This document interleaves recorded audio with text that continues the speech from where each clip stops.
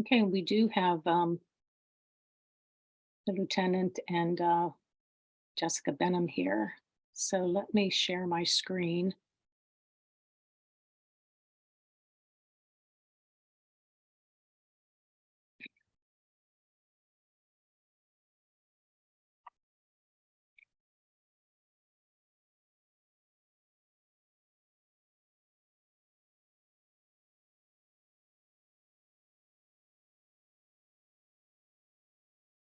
And I think I'll start the meeting so that those that have to leave can go, and others will have an opportunity to come in. Uh, my name is Barbara Rudiak, and I am president of the Southside Community Council.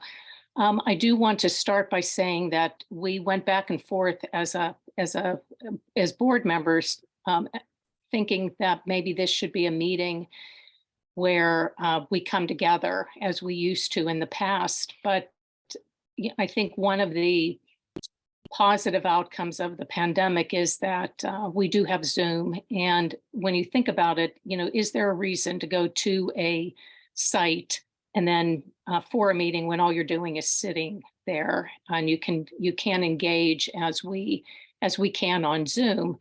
And not saying that it's not, we shouldn't get together, but as you'll see in as we move through the presentation, that there will be opportunities for all of us to get together and actually engage and spend time talking with each other. So I think that, having this meeting virtually is probably better than meeting, because when we leave the meeting, we're at home and going about our business. And I also, in the beginning, just want to thank everyone that's on the call. I know that last June, many of us came together and because of concerns in the community, and we continued with our meetings. And, once the concerns may have lessened, we saw fewer people at the meetings. So it's always encouraging when we see people continuing to attend the various meetings that we have on the South Side. I also want to take the opportunity to thank my board members, the board members of the Southside Community Council, and also the volunteers that work so hard on a daily basis to do the things that we are able to do, because we're committed to quality of life on the South Side. So again, I want to thank all of you now. Otherwise, I'm sure at the end of the meeting, I will forget. So our agenda for today, we're going to have report outs by Lieutenant Denvenyi and Representative Benham, because they have to go to another meeting. And then hopefully Alex Toner will be here from Friends of the Riverfront Park. And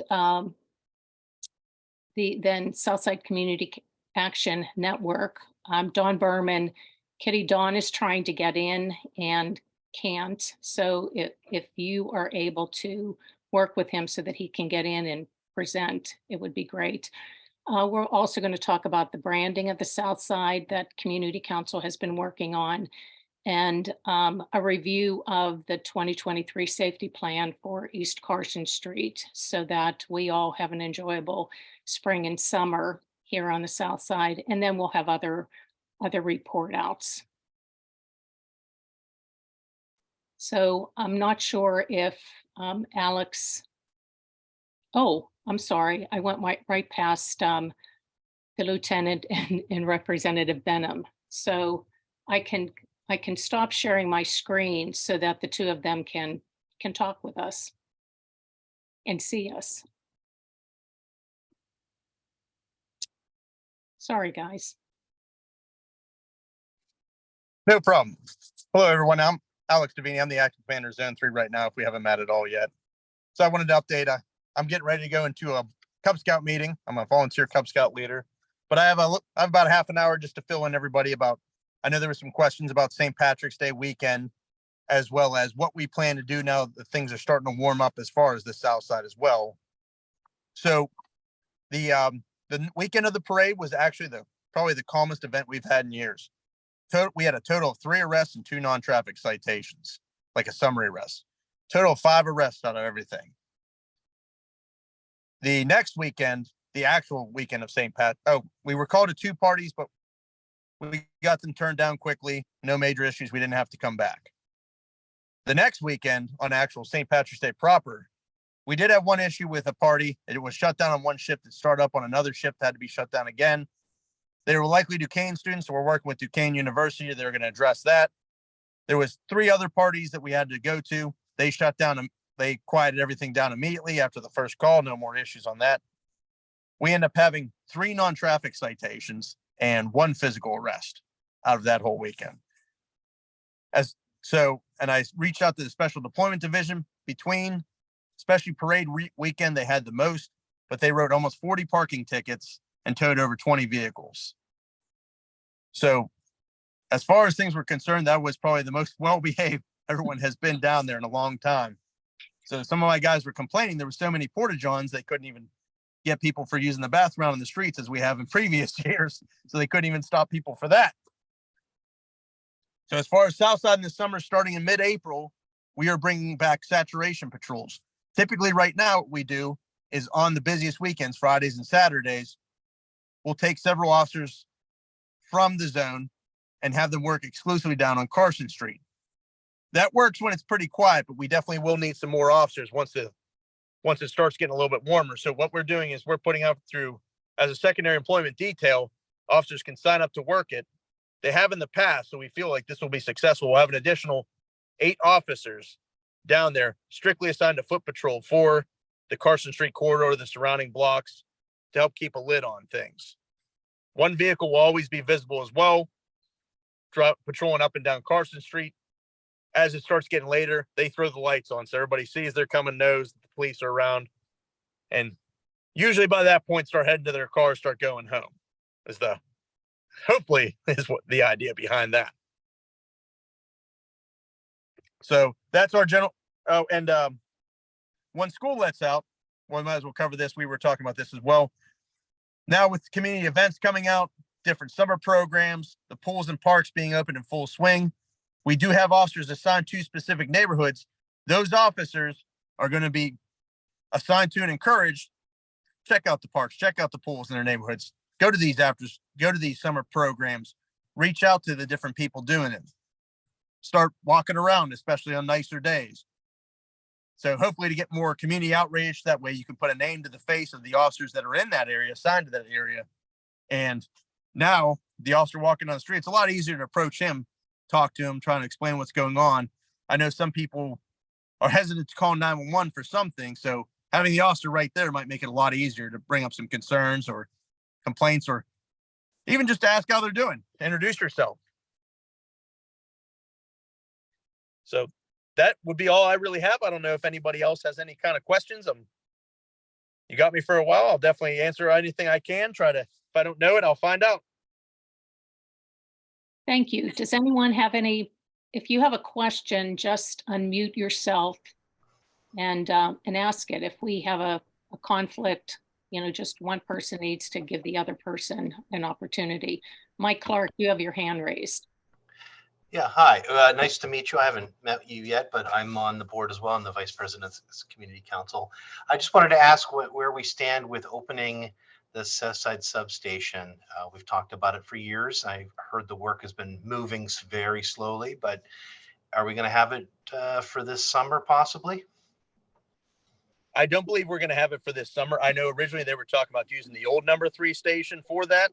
That's actually when I first started working for the city. That's where I worked out of for a brief time. Unfortunately, I think there's issues with asbestos, and down below they actually had an indoor gun range. So there's a high volume of lead under there as well. So they're not thinking it could prove to be quite expensive trying to make that habitable again. So I don't believe it's going to happen for the foreseeable future. We do have a lot of officers that are assigned down to the south side area. So with the neighborhood officers between the flats, the shore, and the slopes. We have between all three shifts, there's 16 different officers assigned just to patrol those areas. Okay. Our understanding was that the money was already earmarked and in place. It was just doing the work. And I think Bruce has told us it was being self-performed by the city at one point, and I know they're plugging away at it slowly, but asbestos and lead, you know, we deal with it all the time. I'm in construction, so I can tell you, it's not undoable. Time and money, combination of them. Right. I think it's the money that's probably slowing them down, but I do know it was a great place to have before. So Yep. I hope it would be great to see if they bring it back. We'll have to, I don't know what that timeline would be though. Unfortunately, Well, we'll ask Bruce later. Thank you though. Nice meeting you. Thank you, sir. I have a question. I'm Kathleen Petrillo, also Southside Community Council. We had a little bit of problems at the pool last year where a teenager brought a gun and almost didn't do anything, but still we had a little bit of problem. And the officers were coming in daily, but a lot of them were not getting out of their cars. They were just sitting in their cars. And what we really would like them to do is to get out of the car, go into the pool and talk to the kids. And I know you said they're probably going to do that. I just want to make sure that's definitely going to happen because it didn't happen last year. We'll make sure it happens this year. Right. Absolutely. Thank you.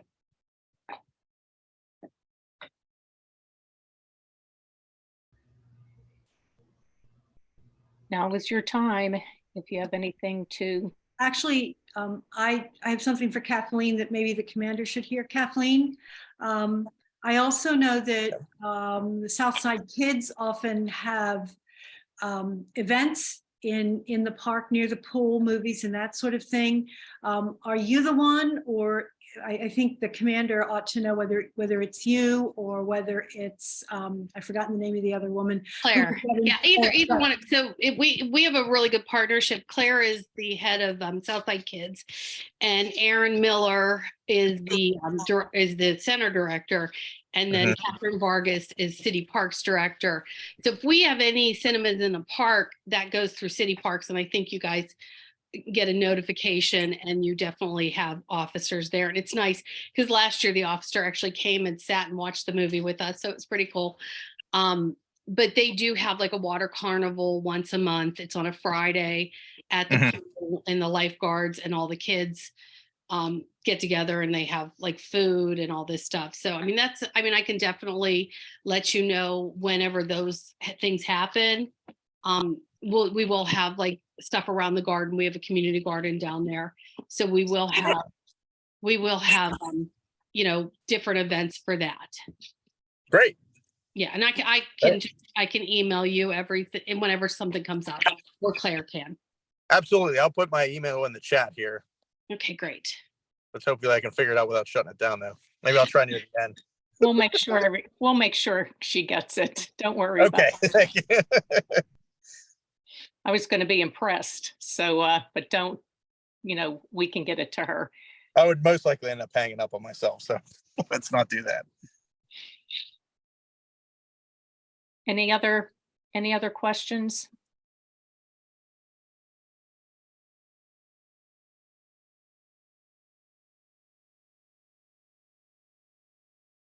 Okay, you're trying to give some wait time.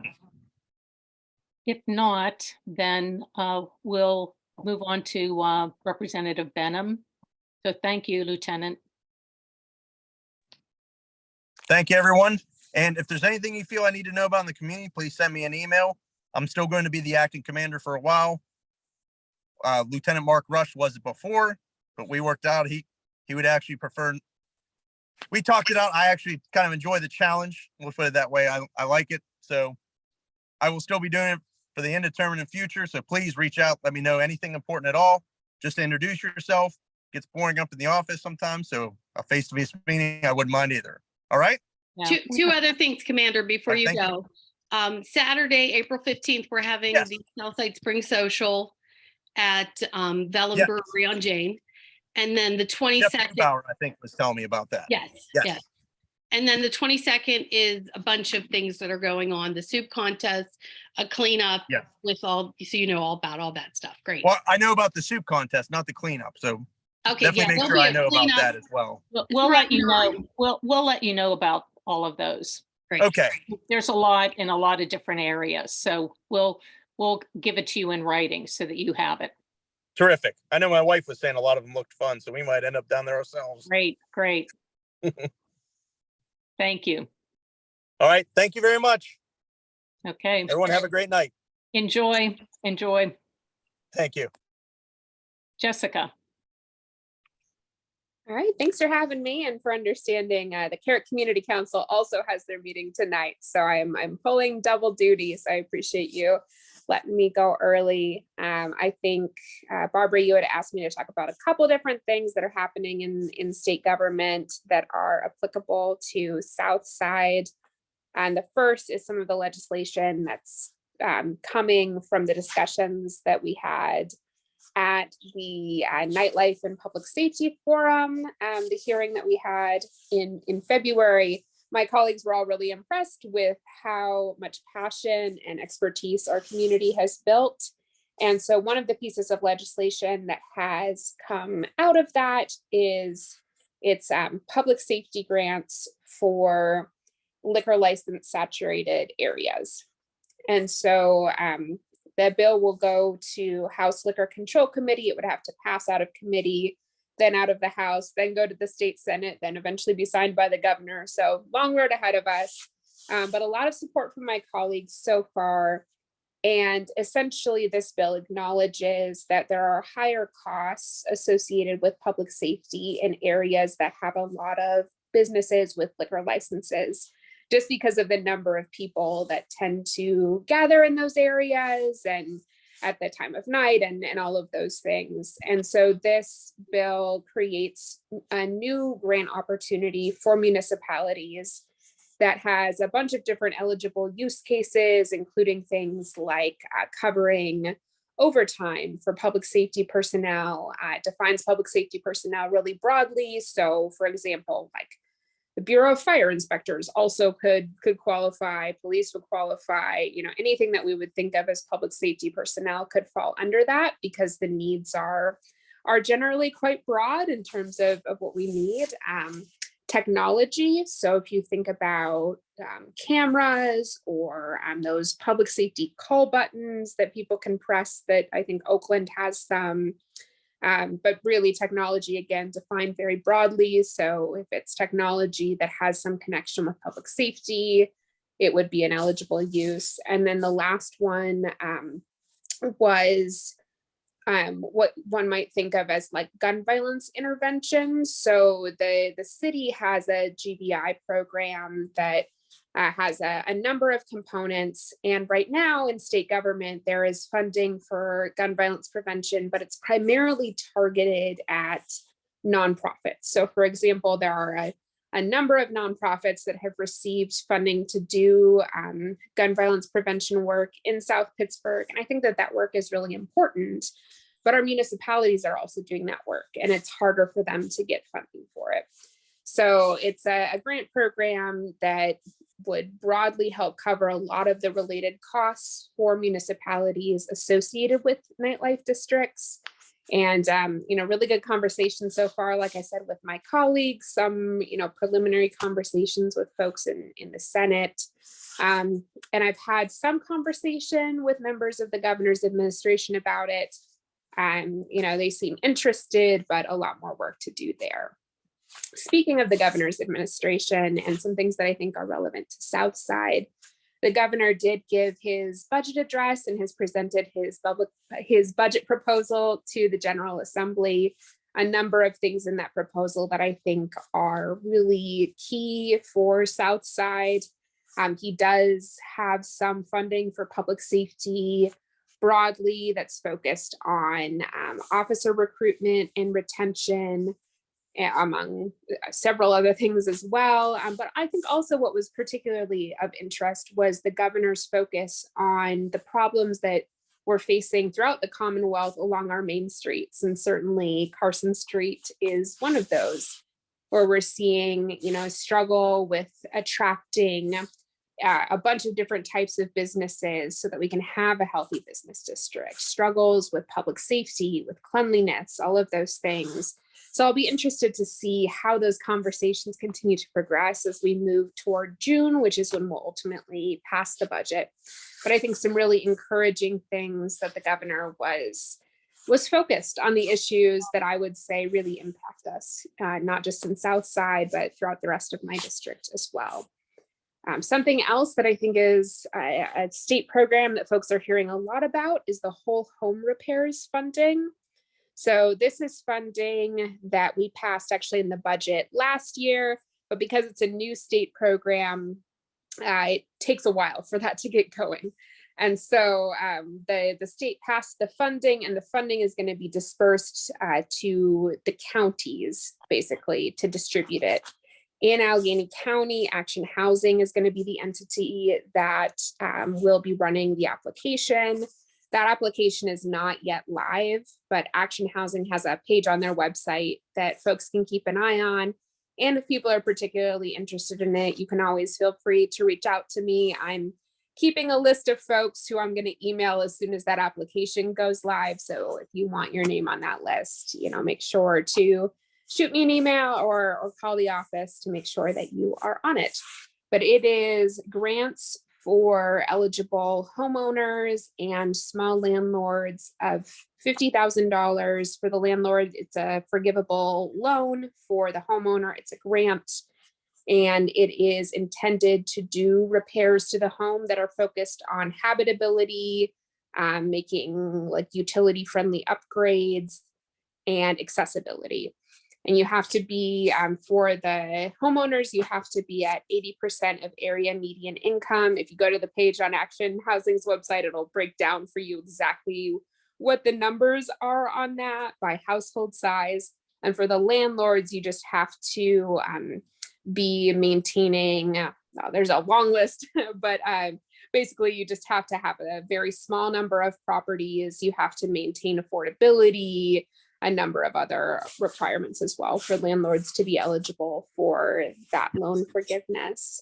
I'm trying to think if there was anything else, Barbara, that you had that you wanted me to talk about. I think that's everything I remember. But if there was more, or if folks have questions, I'm here for it. Any questions for Jessica?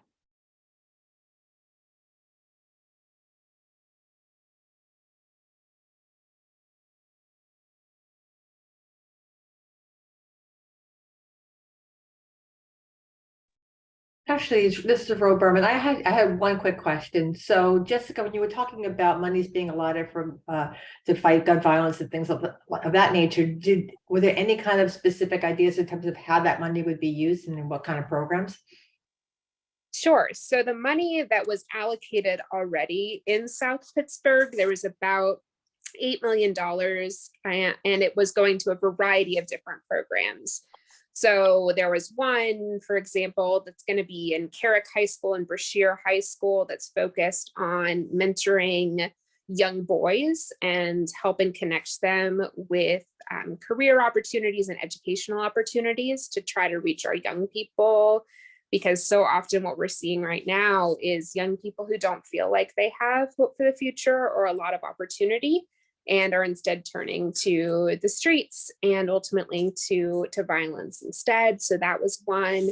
There was another one that got funding that was focused on preventing recidivism. So it was a program that I think had a lot of success as a pilot in Chicago that was focused on reaching folks who had already experienced our carceral system, who had already been incarcerated. And the goal is to have them go through this program, and it has a proven link to decrease folks from reoffending. Let's see what else. There were two others, and I can't remember what they were off the top of my head. I think one of them was something that was explicitly focused on victims, and another that was focused on sort of street violence intervention and street outreach workers. but there have been a number of things that we've been trying so far.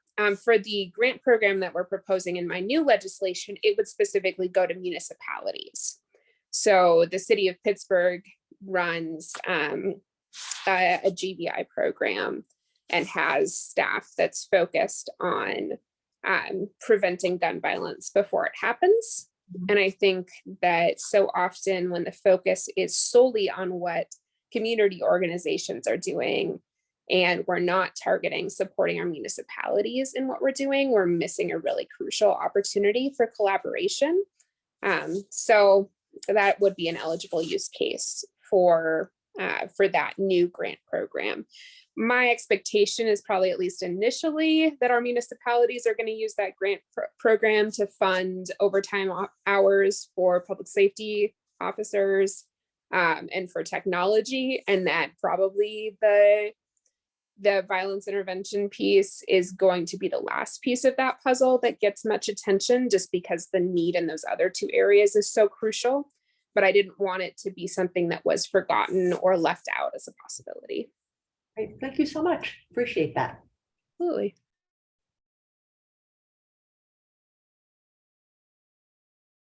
Any other questions for Jess?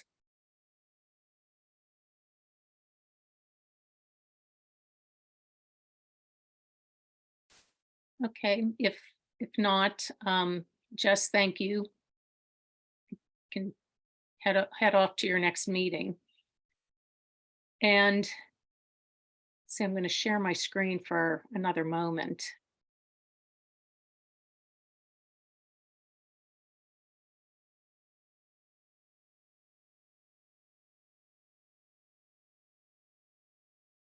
So now,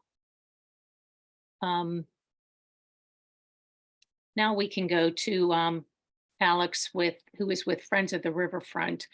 Alex, I don't know if you have any slides to share, or it's better to just have this slide up or take the slide down.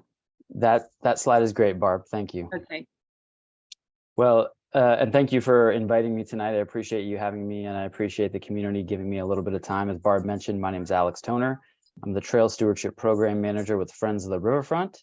And since 1991, when the Three Rivers Heritage Trail was established on the south side, Friends has worked to protect and restore our region's riverbanks. And we do that through trail development and stewardship of that trail. We have the Three Rivers Heritage Trail is over 33 miles long, and we have over 30 non-motorized boat launches along the rivers as well for canoes and kayaks. And we appreciate your support and contributions along the south side segment of the trail. Got two really exciting events I want to tell everyone about tonight in the hopes of you participating and helping to spread the word to your neighbors and friends. The first is Earth Day on the south side. It's a celebration of Earth Day, as well as celebrate Trails Day on Saturday, April 22nd. From 10 to 2 p.m., 10 a.m. to 2 p.m. At Southside Riverfront Park. There's a number of activities that are happening that everyone can participate in. There'll be a number of tablers there, from the Science Center to the Herptile Emergency Response Unit of Allegheny County. We'll have food, music, vendors. There'll be trail-based activities. So the day is presented by Friends, REI, and Southside Community Council. REI will have a bike tech there. Pogo will have a free bike trial. So it's really meant to be a celebration of the wonderful space on the south side, as well as an experience for folks as well. In addition to just coming and attending, we also have a number of volunteer activities that folks can participate in. At 11 a.m., we'll be having a tree planting near our water trail launch at the sort of northern end of the park there. And then at 12 p.m., we'll be conducting a riverbank cleanup in Southside Riverfront Park and down the trail as well. We're aligning that effort with Southside Community Council's cleanup effort on Earth Day as well. So I've been talking with Mike and the rest of the team to make sure that were being most effective. And so we could use volunteers for both of those opportunities. And when I'm done sort of presenting these, I'll drop the links in the chat. There's also a trail run. Yin's Run Club is leading a trail run down towards Hot Metal Bridge. And REI is going to be hosting an urban hiking class as well. So it really is meant to be a community-based, public-facing event celebrating the Earth Day as well as the trail as well. We know there's a number of other events going on that day, and we see it as a complementary event happening on the South Side. The next weekend is our first inaugural Color Park Refresh event. And so when the Color Park was initiated in 2017, the intention was always to have an annual sort of dedicated refresh event, cleanup event around the Color Park to sort of reset it, clean it up, and sort of have a little bit of focus on it at the beginning of spring. For a variety of reasons that didn't happen, but we're doing it this year.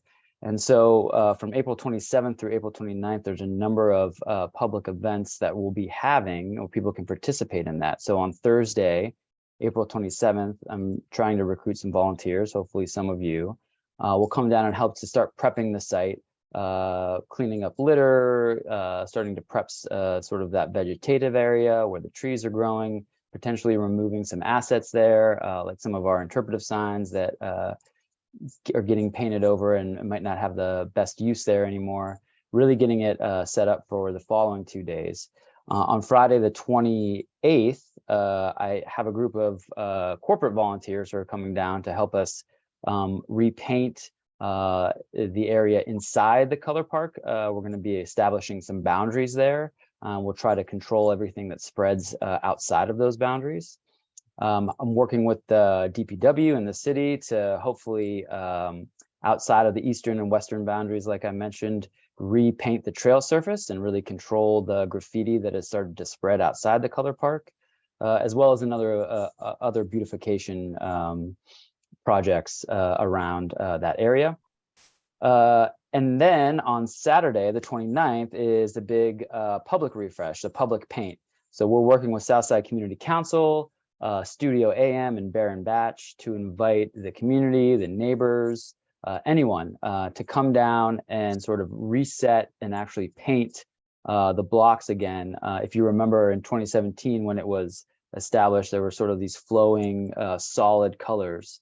And so when we say refresh, that's really what we mean. Come down, grab a paintbrush, we'll have some food, we'll have some music, we'll have some tables. It's really meant to be a public event. Following that, with the help of our trail stewards on the south side, Friends is really going to work to keep an eye on the space, address any graffiti that sort of spills out of the Color Park, and really try to concentrate sort of the creativity inside some boundaries that we're going to set. So last 2 weekends in April, would really love to see you all come out and join us. I'll drop those links in the chat where people can read more and register for some of those events. But the last thing I'll say is, like Barb said at the beginning of the meeting, you know, we very much value our partnership with Southside Community Council, all the residents and neighbors down there. We certainly see the trail benefiting the quality of life of people everywhere, especially on the South Side segment. And these events really promoting pride of place along the trail and in the adjacent community as well. So we'd love to see you. So if anyone has a question for Alex, just speak up.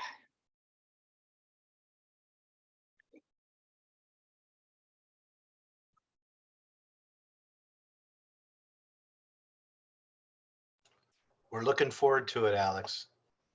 That's all I'm going to say. And Alex did send Mike Clark more details, and we certainly will get that up on, we'll be sending that out at the beginning of April so that you can see exactly what is happening down at the park on the 22nd, and also some details about the Keller Park refresh. Alex, I have a question. What if people do sign up and come, do they need to bring anything like gloves, or will you have all of that there for them? We will provide all supplies and equipment that anyone needs, as we do for all our events. So in addition to these events on the south side, we always are looking for volunteers along the entire system as well. So if you're interested in getting involved in a little trail care, you can check out our website, friendsoftheriverfront.org/events. And at all our events, we have equipment, supplies, everything that you need. You just bring yourself and be ready to work. I will say that the Saturday, the public paint, as I'm kind of calling it, that's more of a sort of event experience. Yeah, we'll be painting, but it's not necessarily trail care. The days leading up to that, and then some of the volunteer opportunities on Earth Day are more get your hands dirty. Let's practice some stewardship.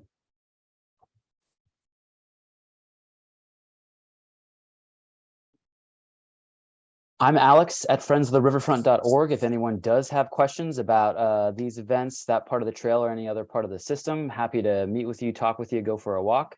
We again appreciate the time tonight and appreciate Southside Community Council's support. Yeah, thank you, Alex. And I also just want to acknowledge Mike Clark.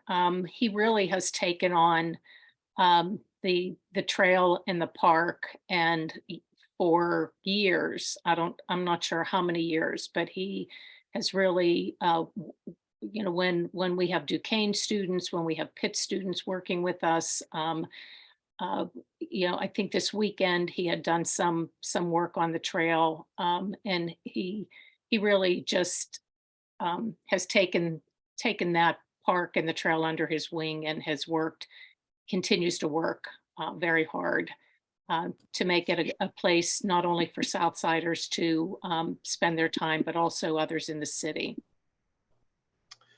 Thanks, Barb. It's a great park. Everyone should get down there and check it out if you haven't been in a while. We were just there on the weekend, and we were there for about an hour and a half. It must have been a couple hundred people go by us. You know, it is busy. In some parts, it's almost busier than Carson sometimes. You know. And I think, as we've heard, April 22nd is, if you're going to be anywhere on that day, you probably should be on Southside, because there is so much going on.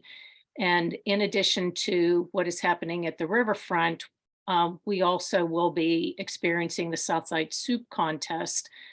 In the past, it was held in February. It's April 22nd. And as I think Kathleen may have mentioned, or someone mentioned, that Southside kids will be having some Earth Day experiences at Ormsby Park from 12 to 4 p.m. And I don't want to put Zach on the spot, but we also are having Battle of the Block watches that Saturday. And there's information here. I don't know if would like to say a little more about that. I can speak to that a little bit. Yeah, we're going to be meeting between 8:45 and 11, and we'll be cleaning up the neighborhood. It's really a good way to meet your neighbors that are sort of around your area, and contribute to cleaning up the litter that's around. We'll have a luncheon right afterwards from 11 to noon at the VFW. And then you can go to the soup contest, go down to the trail afterwards. My wife and I will be going down to the trail after our event, so I agree that they're all complementary with each other. So yeah, definitely come out to that if you're available. And if you don't know, if you want to learn a little more about block watches, you know, just contact Zach. I have his information on the slide, or you can contact info@southsidecommunitycouncil.org, because we do have a number of different block watches. So we're parceled into little smaller blocks, and we have block watch leads, so it's not overwhelming. And you can also learn a little bit more about what block watches do. So, he's available to engage with you for that. I don't know if you have a slide for the riverfront in there or not, but I'll be using the same volunteers from Duquesne down on the Riverfront Trail that day. And if you'd like to join, we'll be there from 8 till noon, and it'll be kind of blending in with Friends of the Riverfront. So if you prefer to be on the trail instead of on the streets, let me know, and we'll just meet you down there. So we can say this is a little more than just Battle of the Block Watches. It's Battle of the Block Watches and the Riverfront. I guess. Or as cleanup. Thank you, Mike. So if there are any questions, just yell out.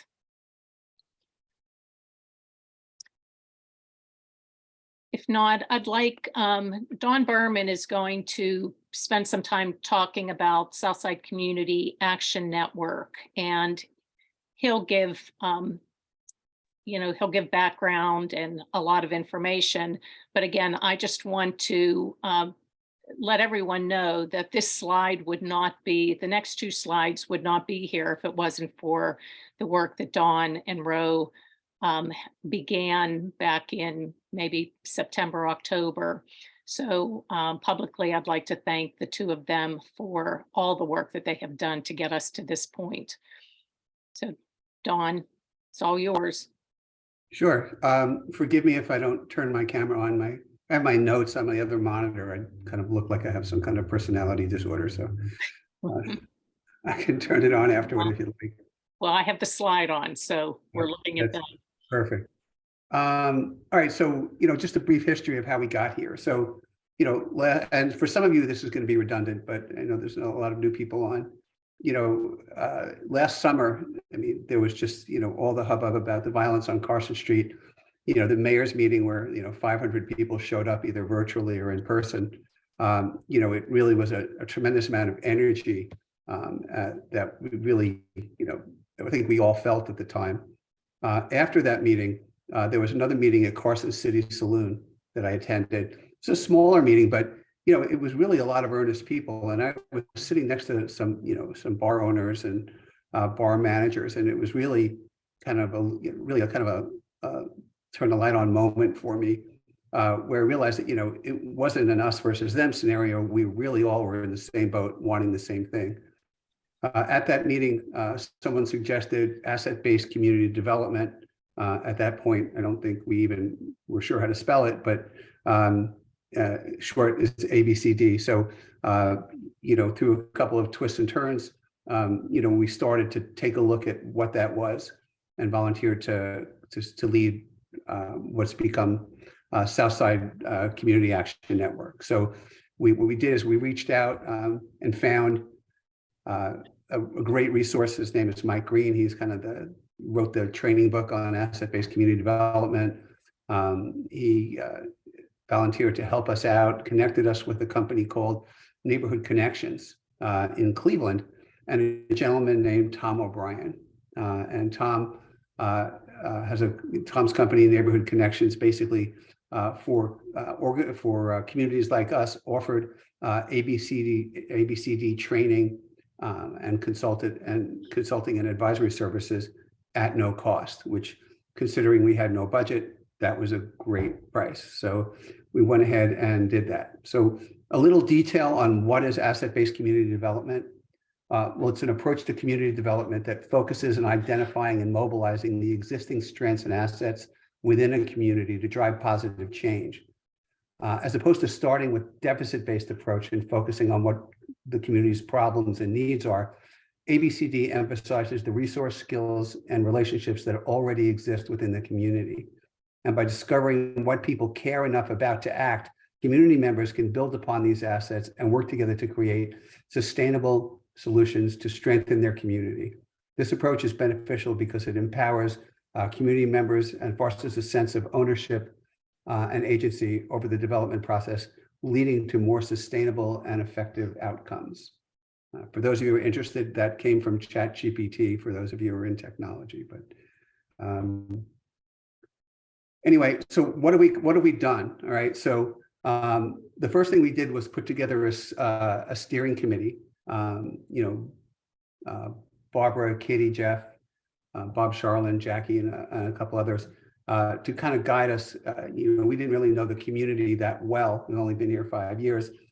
So they were very helpful in kind of guiding us in the initial steps.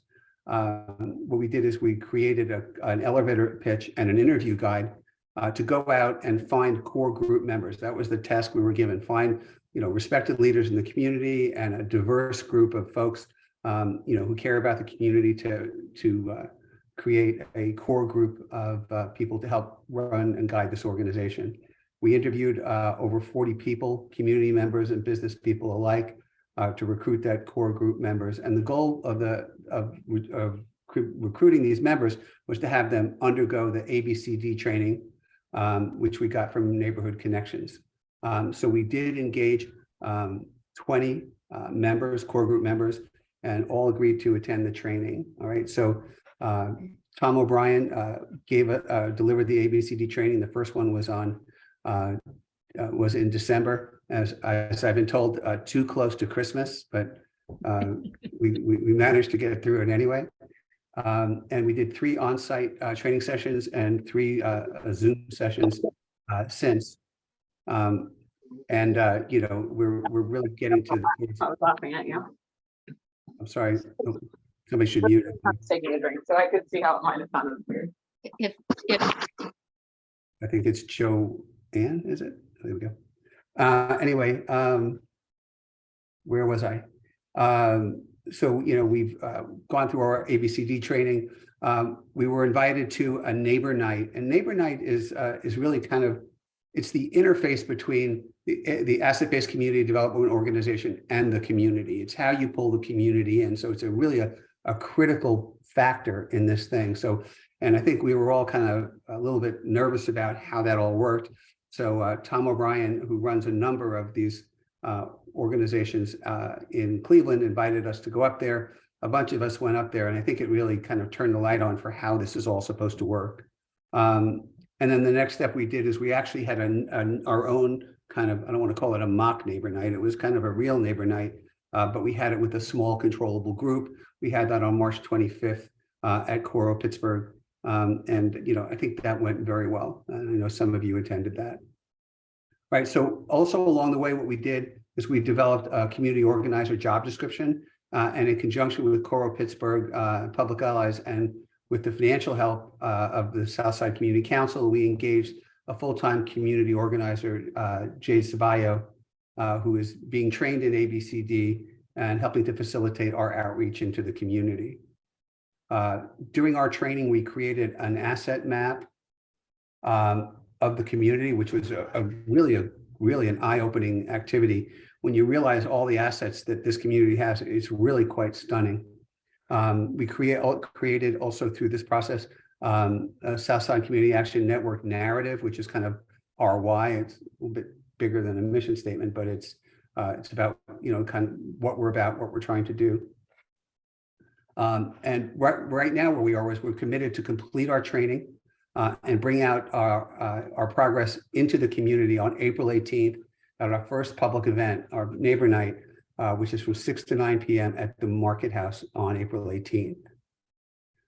Along through our process of actually delivering this, going through this training, we developed what we call action plan groups, and we developed an action plan template for how to go about attacking some of the issues in the community. And we organized into these action plan groups on issues that the community cares about, gathered from interviews that we had with the core group, our own discussions, and in the ABCD training. And there are 4 of them. And the first one is safety and anti-violence. And the leaders of this group, folks have stepped up, Allison Harnden, John DeMauro, and Bob Charlene. And what we did is developed a detailed action plan to improve safety and reduce violence. We went through all this list and picked the 2 things that we felt were potentially achievable. And one of them is working with a group of bar owners. We created a set of best practices for alcohol establishments that they would collaborate on, a code of conduct that's expected from Southside visitors, and also for us, support principles for community-friendly businesses. So how we could, as a community action network, help support businesses who were cooperating. And this basically came up with, aside from those 3 documents, also generated a proposal for affordable integration of the different scanner systems between the bars, so that people who violate the code of conduct, if they get, basically get kicked out of one bar, they would get kicked out of all participating. This is in a kind of nascent state right now, but there's been a lot of progress made. John DeMauro has really been a big driver of this, and it's been really rewarding, I think. Another thing we've done is began discussions with public safety to establish a dedicated police unit trained in policing in an entertainment district.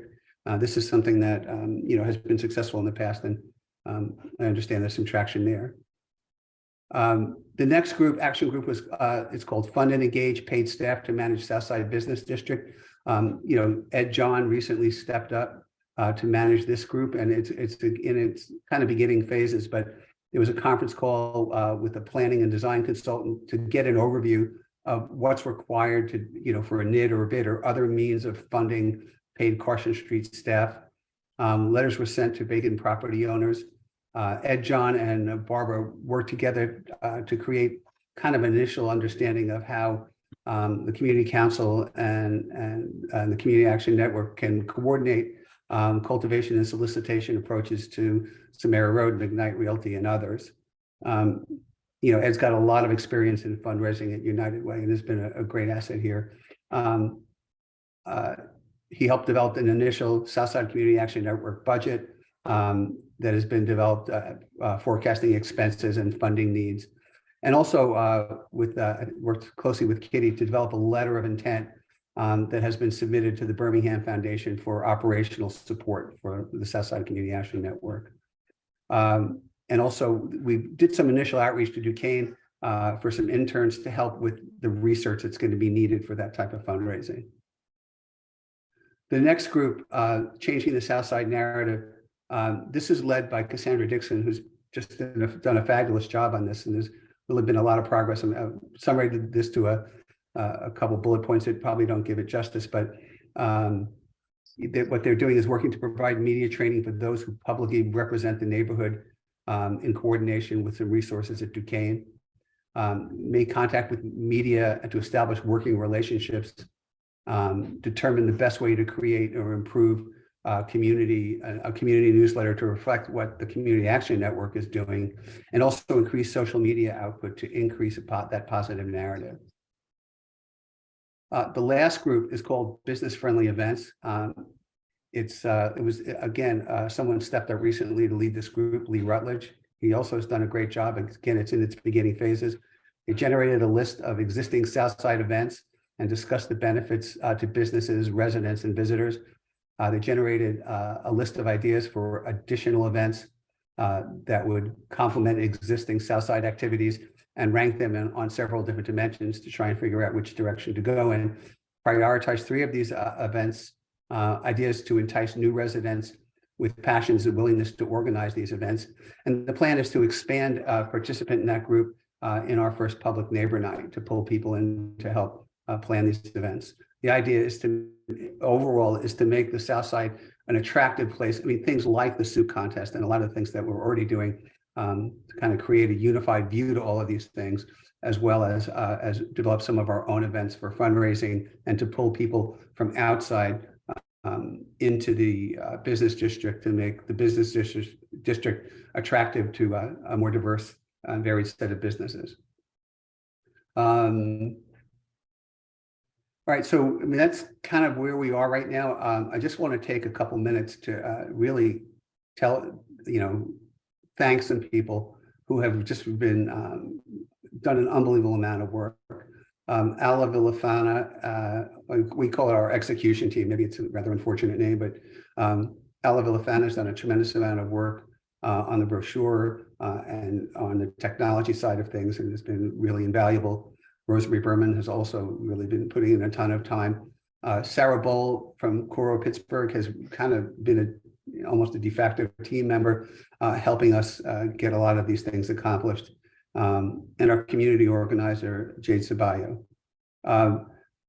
our execution, we've had a lot of help from Kitty Bagley, Barbara Rudiak, and Tom O'Brien, who's our ABCD consultant, have all been consulting on a weekly, sometimes daily basis to guide us through this path that we're on.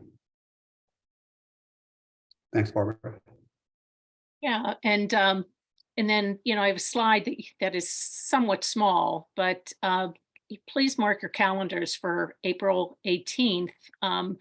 Dawn shared with you some of the work that's being done, but certainly we need, there's more volunteers to share in the work. And as he said, the asset-based community development builds on the assets of the community to move it forward. And it's also that neighbor night is also an opportunity if you've had some thinking about something that you would like to be promoted or to be worked on the South Side. It's an opportunity to get your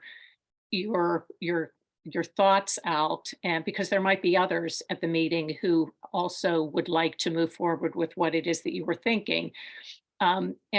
It's Southside Community Council, we have our goals and we work on our projects, but we're not the be all and end all in the community. And we're also all volunteer, and most of the people that are on the board do work and have families. So they are giving a lot of their time, and there may be some may say, well, why aren't you doing such and such? And it's difficult to do that unless you have a wide range of volunteers. And I think that we really do have a good group of volunteers, but there is an opportunity for more people to be involved if they're interested. And we saw that a lot of people at that June mayor's meeting, there were a lot of people that were concerned about the community, and we hope a lot of them will come out to help move our community forward. Yeah, So I think it would be great if everyone could network, getting people to this neighborhood night. I mean, people who attended both, we all went up to Cleveland and the one we just did locally. I mean, it's really been a very positive experience. So if everyone can just, ask their neighbors and friends and people in their network, to come that night. I mean, Christy Neff from 12 Barbecue is supplying food for free. And there'll be some, some music and networking, and then, we get down to business, and it's been, it's a formula that's worked over and over and over again. So, our goal is to do the same thing here on the South Side. So are there any questions for Dawn? So just to add on this a little bit, Dawn's done a tremendous amount of work, as I think everybody realizes. But we did send out a survey for neighbor night for the mock neighbor night the other day, and while we didn't get a lot of responses back yet, the feedback has been pretty positive, and the critiques have been great, because we need that. We need to know what we need to do better going forward. But everybody loved the positive. The one unifying thing seemed to me to be the positive approach versus the negative approach. Like, this is it, let's get together and fix this stuff. And what I've learned really is the more people you get who are helping with this, it's interesting to see how people think totally differently than you would expect it. And it really brings another perspective in that you don't think, that I personally did not think about. And I think that the more people we have and we embrace these different perspectives, it's going to make it even better. So I just want to put that in there. Yeah, thank you, Ro. Any other comments or questions about Southside Community Action Network?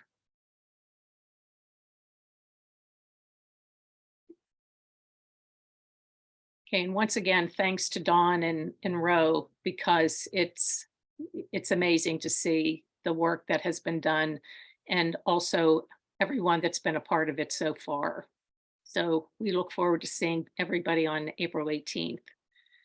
So as we talk about changing the narrative, Southside Community Council has been working on branding of the South Side. So Jacky Kaiser has taken the lead. She put together the RFP and has been the point person in this work. And again, I would like to thank her for that work. And she's going to share what we have so far. Thanks, Barb. Yeah, I think this is all really rolling nicely in terms of what our community is about, what we care about. And, you know, I've always said that the South Side is like a city within a city, right? We have assets here that most neighborhoods would die to have, whether it's a riverfront park and trail, 2 grocery stores, a central walkable neighborhood and business district. The list just goes on and on. But unfortunately, over the past couple of years, the perception and the narrative of our neighborhood has changed. And maybe it started to change, you know, a little bit before that, because, you know, I talked to the council last year and I said, you know, when I look around at just the advertising billboards here in the South Side, I see Coors Light, get me out of a DUI, get me out of jail, and all these other advertisements that don't even reflect our neighborhood. And I thought that was a telling sign of sort of where we were as well, in conjunction to everything else that was going on. So as Barb mentioned, you know, we wanted to put out an RFP because we wanted to request for proposal to branding firms to really elevate the perception of our neighborhood, the community, and the business district that we have here. And we thought it would be a great idea to really work on a brand and leverage it so we can effectively communicate who we are as a neighborhood and a community and what we believe about. So we really looked at some goals to strengthen and promote neighborhood identity in place, strengthen, you know, the preservation of our East Carson Street historic corridor, which is huge. Not many neighborhoods can boast that kind of amenity, having a historic district as part of their neighborhood, and try to use all of that to also get the word out about the South Side and have some sort of economic development as part of this, some feet in the streets per se, as it relates to East Carson Street. So how were we doing this? We sent out requests for proposals to local firms on the South Side. And believe it or not, that was almost a year ago. So when people say, why aren't you doing something? It takes time. It takes time and money. And so as an all volunteer organization that counts on donations to fund the things that we talked about tonight, it's not going to happen overnight. So we did get proposals back from 3 firms. We took a hard look at them for various items, from their qualifications to what they were charging, and really what they were about. And we awarded a local firm called The Machine. They live and work here in the South Side, and we're really excited to work with them because not only do they have that branding expertise in general, but they have a deep experience in destination branding. And so we've been working with them over the last couple months to do one-on-one interviews, some group discussion. And if you're on our email list, you probably received the survey that they developed. And it was some questions to really elicit sort of personal and emotional connections to the South Side through those questions. So hopefully you had a chance to take a look at that and answer those questions. So all of those sort of items that we've been working on, the one-on-ones, the group discussion, the survey, the team at The Machine is going to take that information and really roll it up into some brand proposition, strategic directions, narratives, logos, and taglines that we'll be able to leverage here on the South Side. So right now we have that same group of people that have been engaged, and some might say like, well, who's engaged? Well, their board of the Southside Community Council is engaged, and a couple of our board members are actively engaged in some of the one-on-one interviews. We had a few residents in the neighborhood get engaged, both residents that just live here and residents that are also business owners. We had a couple business owners from East Carson Street engaged as well.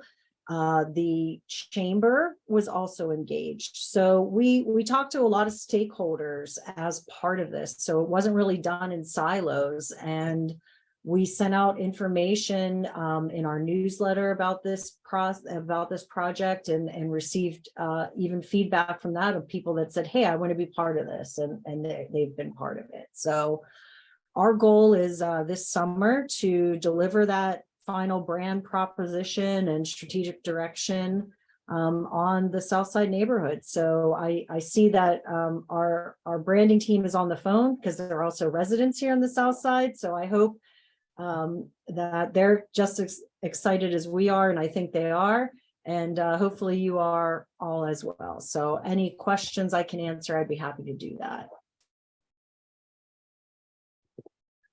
Jacky, if I may, sorry, if I may Sure. say something. This is Carlos from The Machine, and just wanted to thank the Community Council and everybody for trusting us with branding the neighborhood. We're very excited about it. We've seen great engagement with Jacky's help. We sent a survey to everyone. We've got about close to 150 responses. People are very engaged, very passionate about what they were saying about the neighborhood, and we saw we're at the cusp of presenting a few ideas that we're very excited about. I think will resonate very much with everything we're here and everything you guys are doing. And yeah, just say we're very excited. We're proud to be working on the project, and very much looking forward to presenting to you guys soon. Thanks, Carlos. Appreciate it. Does anyone else have any other comments or questions regarding this project? There might be some in the chat, Jacky. Yeah, I'm looking right now. It's congratulations and thank you. Exciting job from Liz and Rose. So thank you both for mentioning that. I appreciate it. And everyone on this call does a lot of work, and I think this is just one more step to get the neighborhood where we're back in line with maybe where we used to be or where we want to go. So I think this is excellent. And I also want to thank everyone else that I've been working with on these other projects for their time and commitment. And I also want to, again, thank Jacky for moving forward with this. When we talked with some people about the idea of branding last summer, the comments were, is this the right time? What if things don't improve on the South Side? Shouldn't we wait?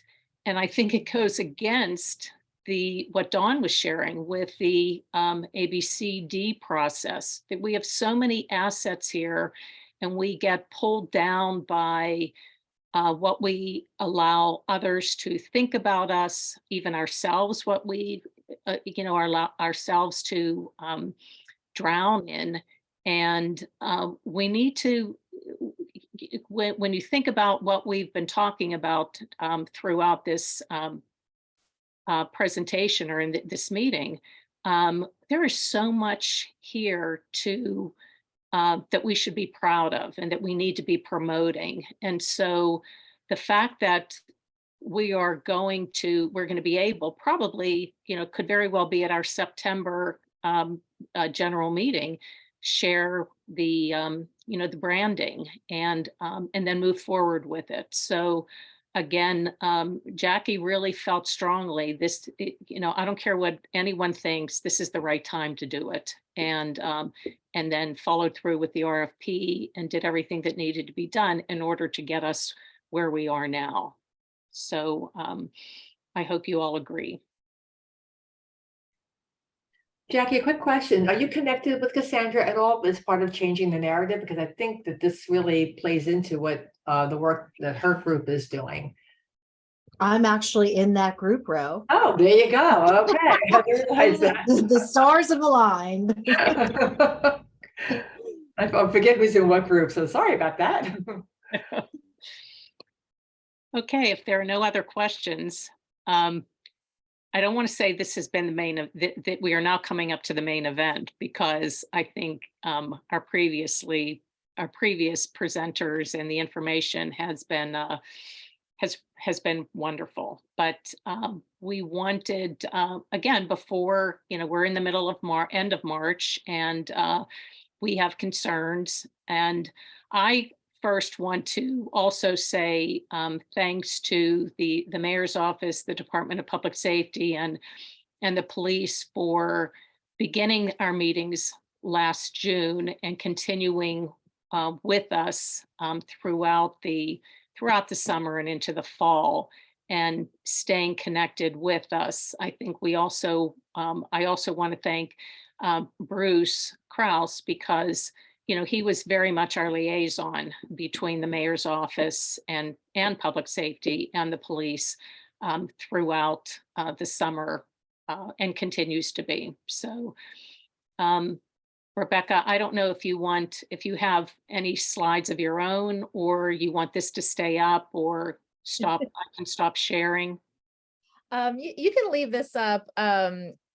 First, I just want to congratulate you all. That was a really exciting presentation to hear just now from Dawn. And you all really should be commended for seizing the opportunity to kind of, reimagine how you're doing things. And I think focusing on all the things that we all love about the South Side, and the potential we know it has is a really great approach. And I just want to applaud you all and let you know that my team is here as a resource anytime you need us, where you see fit. So I want to just start by saying that Assistant Chief Ragland is actually going to present tonight about our plans for the summer for Carson Street.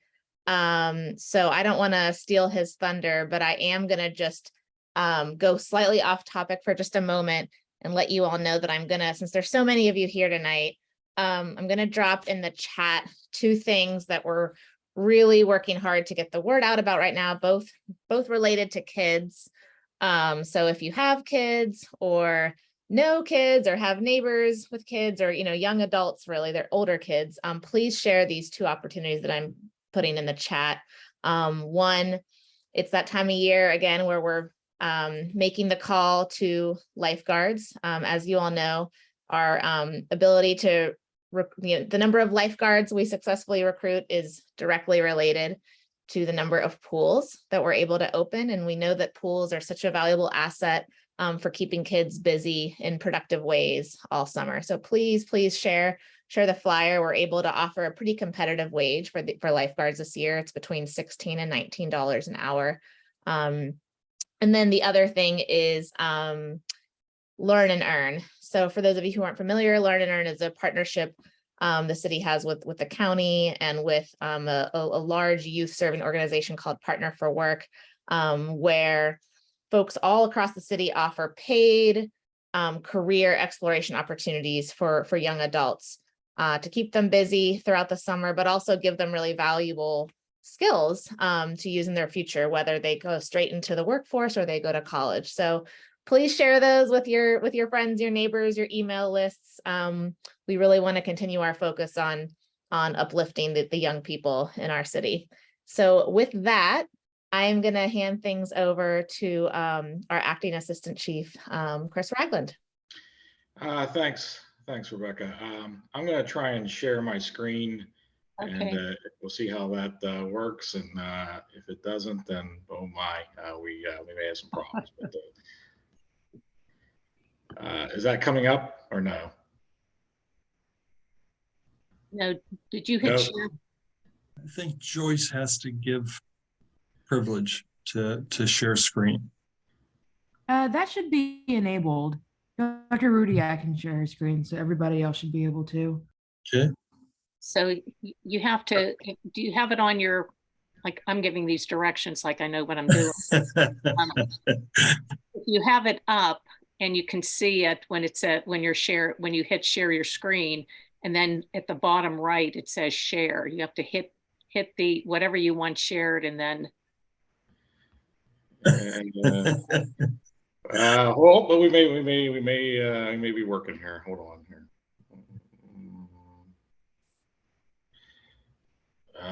Goodness.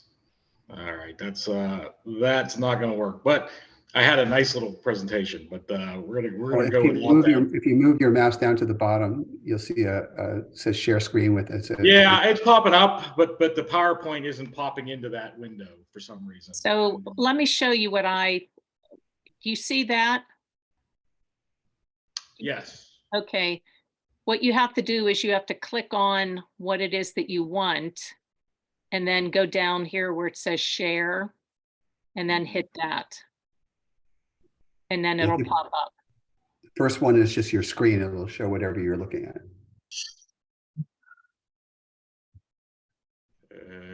All right. Well, I'm going to work on these for future reference, but we're gonna wing with this presentation moving forward. No, that was me. I had to get out of it. So what the plan is, and so sort of Lieutenant Denvenyi touched upon a lot of that plan, and then I think Don may have actually even kind of highlighted some things with respect to what the future state might look like. But what we've done is when I was still your zone commander, I kind of staffed up the night turn shift with a little bit extra officers. And the idea was those officers would have off Mondays and Tuesdays and Wednesdays.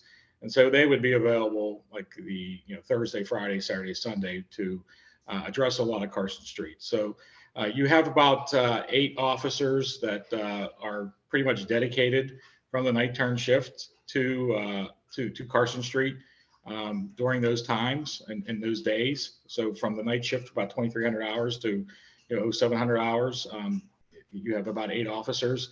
And the idea is to supplement that with a sergeant and, as Lieutenant Denvenyi said, other officers from other zones, anywhere between 4 and 8 officers. So the idea is to have a good mix of about 12 officers, all the way to 16 officers, and starting out on Fridays and Saturdays, and that's going to start April 15th.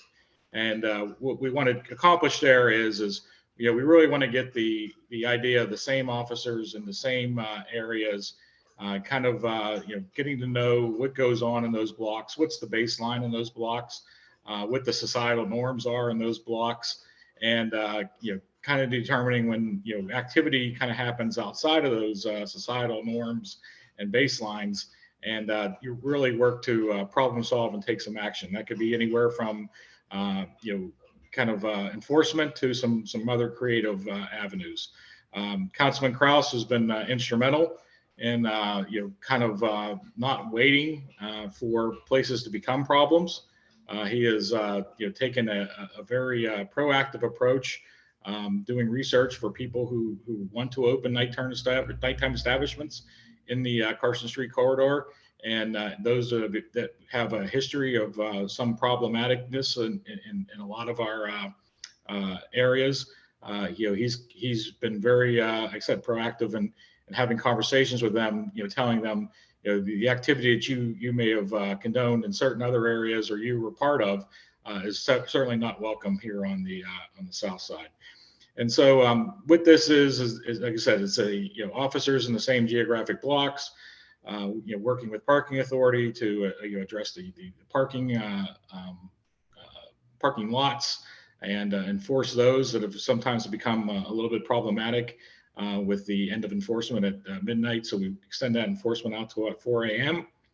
And that's just an extension of what I've kind of tried to accomplish as the Assistant Chief of Operations, which is bring back some neighborhood responsibility to each of the zones. So I think all of your public safety councils should very quickly, have identified, what officers are responsible for what neighborhoods, and kind of really just having a point of contact. And so when you have a point of contact and those officers get to know what's going on in each of those areas, I think things work better, and we form stronger relationships to address issues before they become real issues.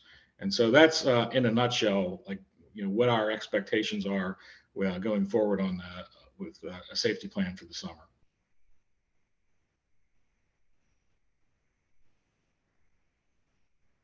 questions? Barbara, Can I- whatever, Barbara. I have one, but I'll wait. I just wanted to ask if there were, this is Mike Clark again, Vice President, Community Council and resident. Were there any, is the city come up with a plan to deal with the four-wheel drive, the four-wheelers and the motorbikes this summer? Because last year it was a little better than the year before, but it was still, they'd come down our block at, 2 a.m, 40 of them, and, calling didn't do anything, it seemed. So we have had success in the past using our city cameras and our cameras in our cars and our cameras on our body worn cameras to get plates, to get identification, at least take pictures of individuals and utilize an internal law enforcement network, social network, so to speak, asking, hey, can you, does anybody know who this guy is or this gal is, who is you're doing this, and handling those investigations as, not as we hit the lights and they go and they drive off at a clip that's unsafe, handling those at a longer range investigation aspect. So we've got a strategy that utilizes a lot of our technology, our license plate readers, et cetera, to possibly combat those going forward.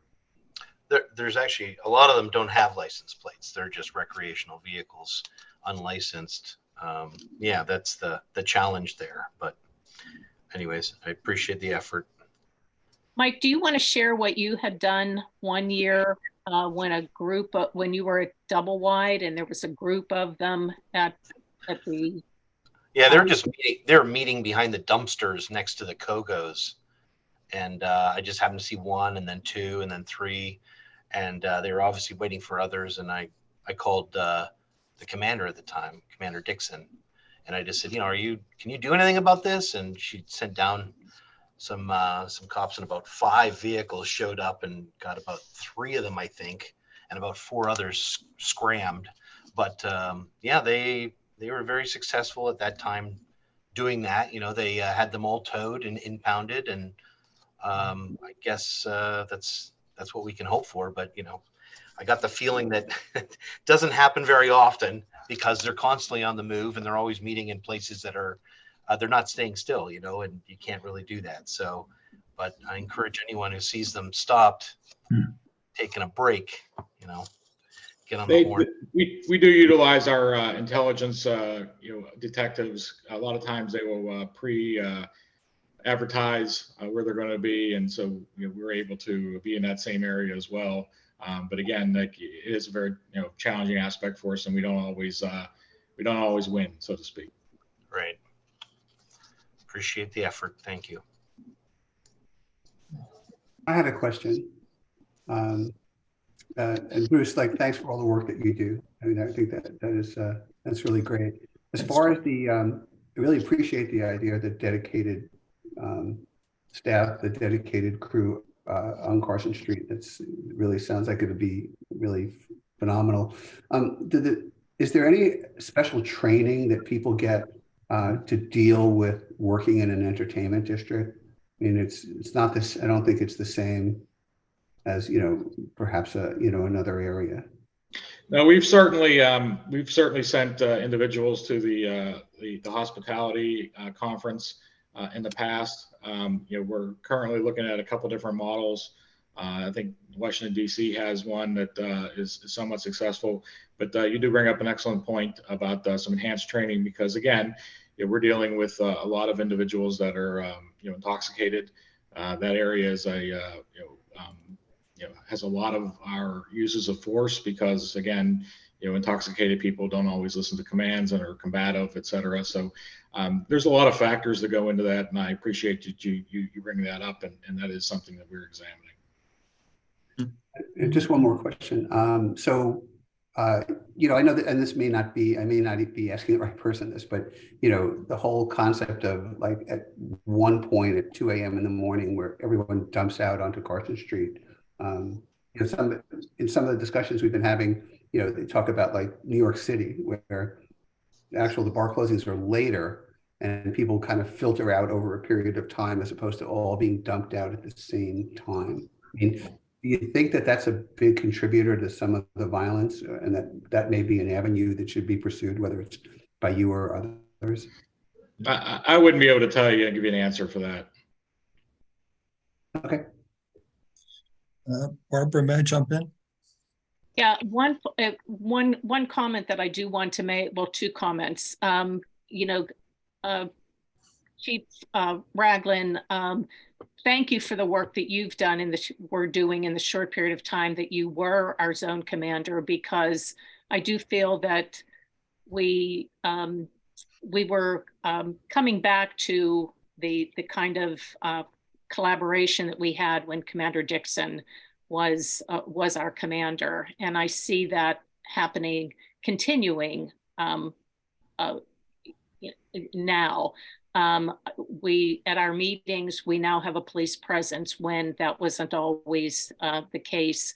The police are working with us around those student parties, and we certainly don't have as many as we used to.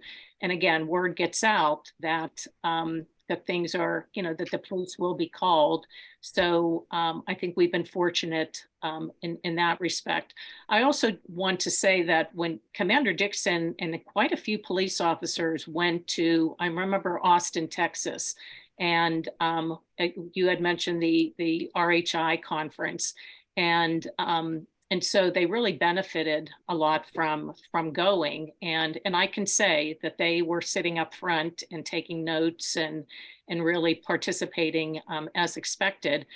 There's a group of residents, there are 6 of us that are going to New York City at the end of April for the RHI conference.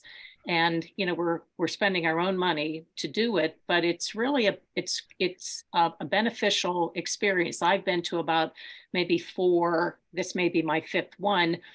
And I think as we talk about the Southside Community Action Network and the work that we're doing, we're attempting to do with the businesses on East Carson Street.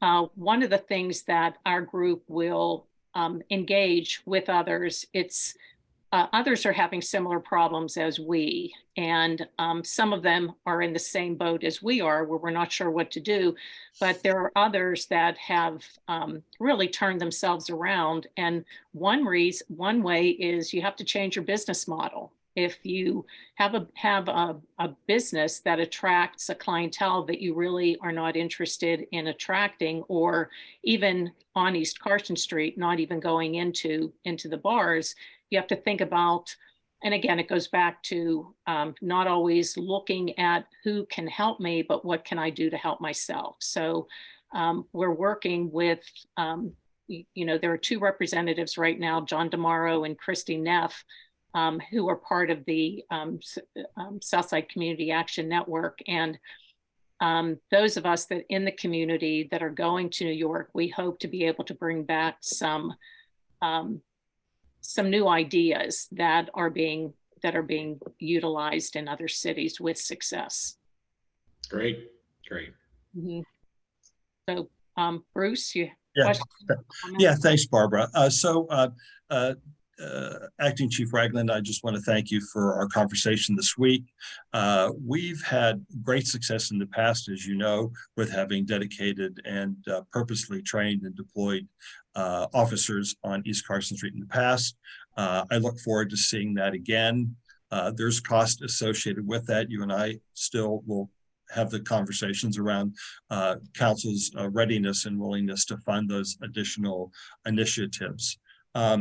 I wanted to bring up too, Dawn had brought up a very interesting point. The commander had referenced RHI and Barbara had referenced RHI. 10 years or so ago, might have been longer than that, we contracted with the Responsible Hospitality Institute, which is how we got Allison Harnden to come and join the city. And over the years, I have attended, I don't know how many, I've lost count, conferences. Barbara, as she said, has attended 4 or 5. And I'm very, very excited that a consortium of engaged constituency will be venturing to New York at the end of April 21, 22, and 23 to participate in the RHI conference. I know Commander Ragland in the past had attended, and as did Commander Dixon and other officers, and Don and Roe and Frank and Allison.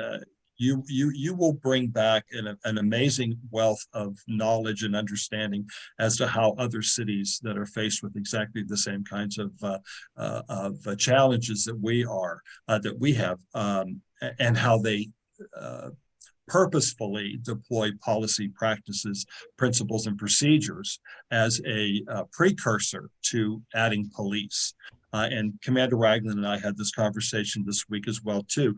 Policing is necessary in the kind of nightlife areas that we have here in the city, but the deployment of sound policy practice, principle, procedure can prevent policing.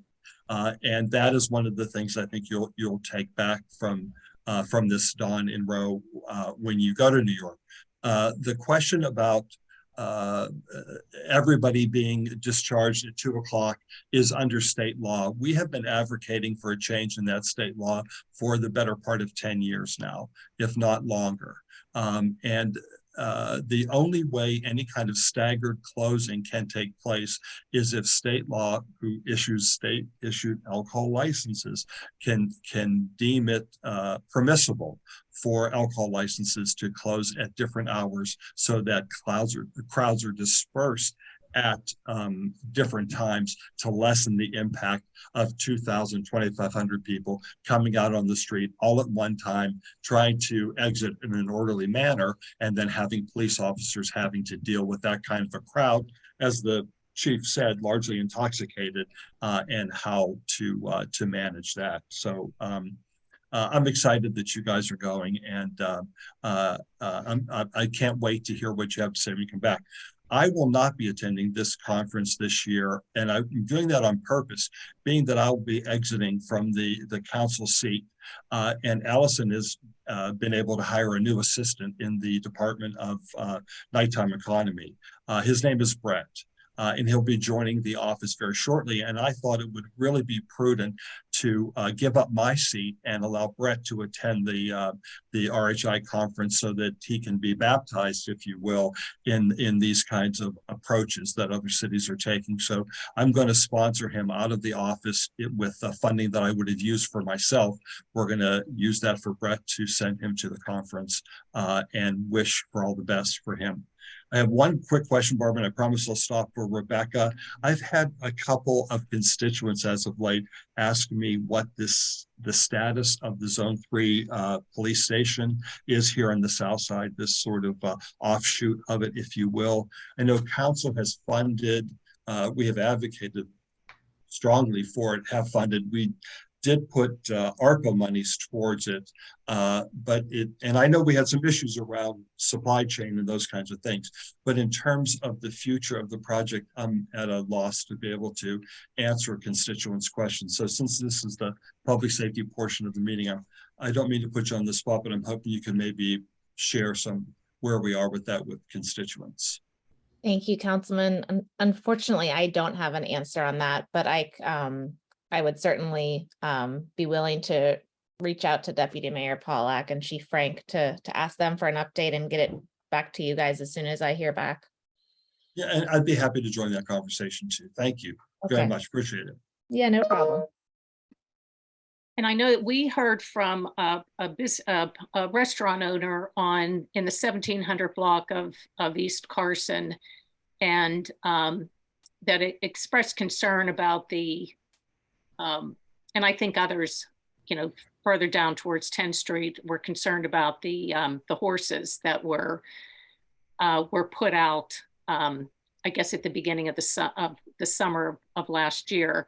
And it was the restaurant owner was new and came in August when, things were not the best. And didn't have a lot of business, and was attributing it to the fact that they didn't have a liquor license yet, and people didn't know about the restaurant, and mentioned that once those horses were removed so that people could park, that business really picked up, and it wasn't necessarily related to the fact that they didn't have a liquor license yet. So I guess our fingers are crossed that there will be, word is out that the East Carson Street is not the place to be if you want to act crazy this year, and so that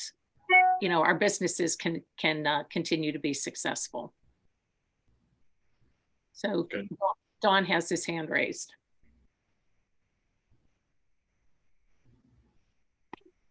Just really quickly, one of the things that in our research that has come up a lot is, police officers are the more you can get, the better it is. But that, because of the cost and difficulty in recruiting, that like auxiliary personnel or ambassadors would be something that would, they're not armed, they're not police officers, but they're present in the community. Is that something, Bruce or Chief Ragland, that you think might add value or you have any experience with?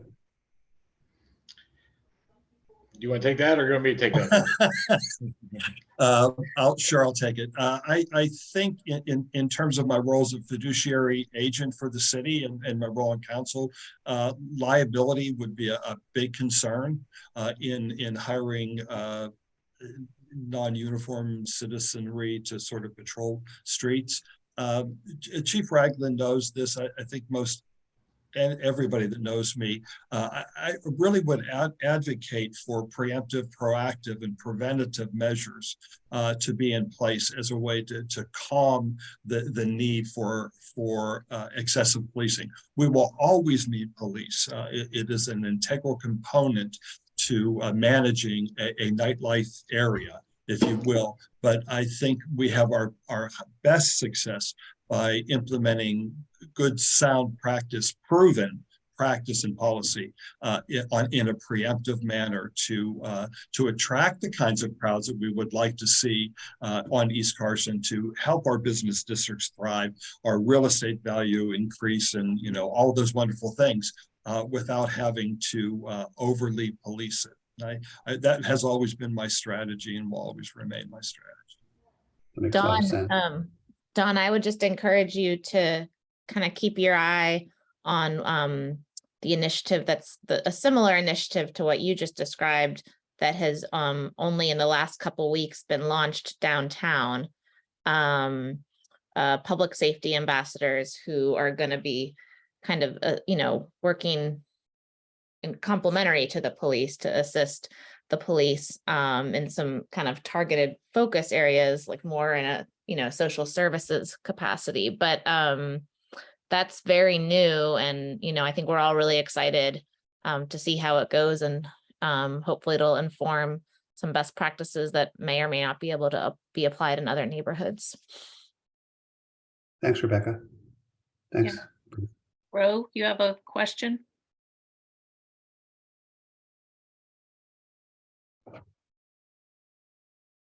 Sorry, I had a hard time finding the unmute button. I had a question based on, I know we're talking a lot about safety and anti-violence based on people getting drunk and all that kind of stuff. But I'm concerned about, and I've heard this, I haven't witnessed it, but like drug trafficking, people settling scores, coming out to the South Side for fights. Are we thinking about that as well as people, as well as the bar traffic? Because I don't think it's ever all one thing. I think there's a number of things going on, and I think that might be something else going on as well. And I'm sure you guys have thought about it, but I wanted just to say those words.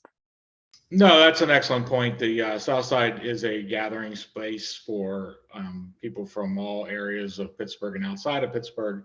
And so, as much as we try to kind of be, attuned to intel, we work very closely with the group violence people who kind of give us heads up on when things might be simmering between individuals.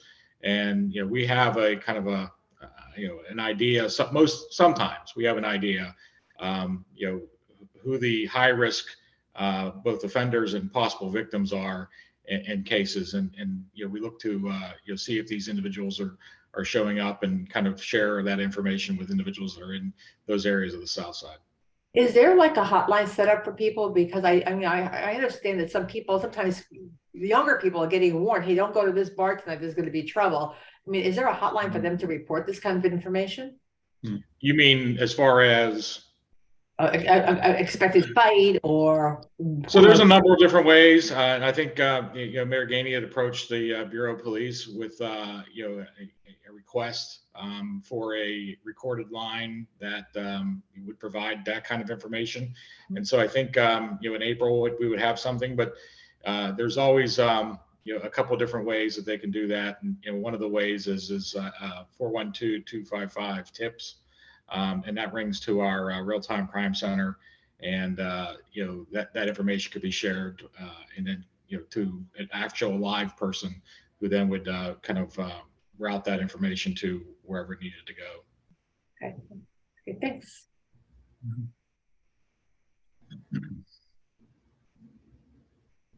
Any other questions?